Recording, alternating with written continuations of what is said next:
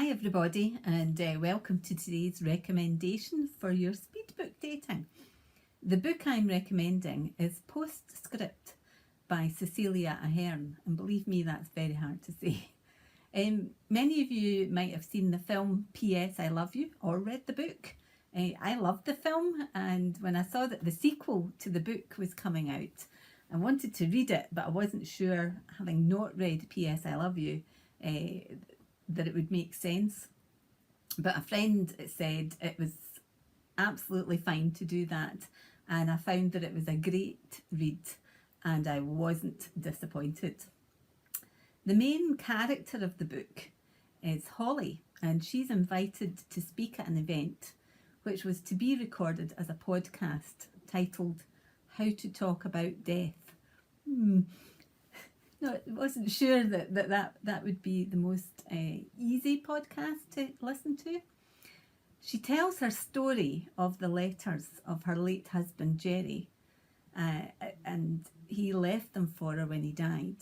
And a new P.S. I Love You group was started because of the podcast, and they have invited Holly to come along and help them to write letters or produce mementos that they can leave to their loved ones once they die. This is the story of her dilemma, how it affected her, and whether she should actually support this group or not.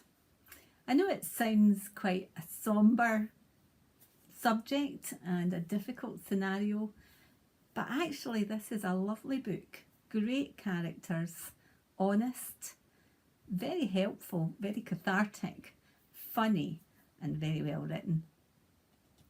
Here's a wee snippet of the audience at the podcast while it was recorded that paints a picture that's just really vivid and quite heartfelt, just to give you a flavour of how she writes. Mum is sitting in the front row, seats away from my friend Sharon, who is in the aisle seat, where she has more than enough space for her double buggy.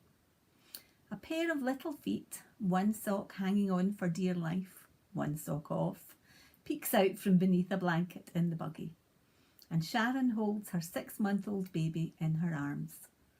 Her 6-year-old son Gerard sits on one side of her, eyes on his iPad, ears covered with headphones, and her 4-year-old son is dramatically declaring he's bored and has slumped so low in his chair, only his head rests against the back of the chair. 4 boys in 6 years. I appreciate her coming here today.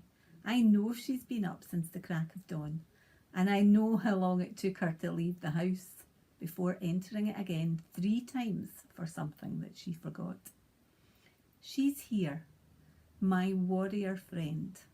She smiles at me, her face a picture of exhaustion, but ever the supportive friend. This book is about love, loss, friendship, courage, and above all, hope. Another reviewer said that this book evoked a whirlpool of emotions in me and healed me at the same time. I found I couldn't put this book down and had a few very late nights, and you should really make time to read this. I will let Holly say the last word with a couple of quotes. In 1 second, almost 2.5 million emails are sent. The universe expands 15 kilometres and 30 stars explode. A honeybee can flap its wings 200 times. The fastest snail travels 1.3 centimetres. 4 babies are born, 2 people die, and will you marry me can change a life. And Holly says, I found a new and surprising strength inside of me. I found it at the bottom of a dark and lonely place, but I found it. And unfortunately, that's where we find most of life's treasures.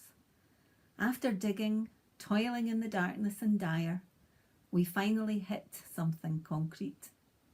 I learned that rock bottom can actually be a springboard.